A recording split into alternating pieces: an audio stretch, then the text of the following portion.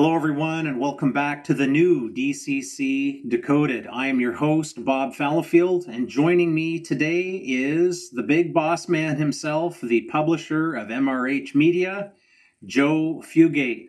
Joe, welcome back to the show, and I've got to say right off the top, I'm loving that Kodachrome unit. Well, thanks, Bob. You know, you mentioned the last time we got together for DCC Decoded that you were missing Kodachrome units. So oh yeah, I brought that Kodachrome unit here, and as we get into the topic, then we'll maybe even put it on the track and run it a little bit. Three of the things that I really love about the SP are tunnel motors, the bay window cabooses, and the Kodachrome scheme. When I think SP, that's what I think of. So nice as the kids say, nice to be representing. Okay. But we're not kids, Joe. Right. So you've got this circle of tracks set up and your DCC system set up.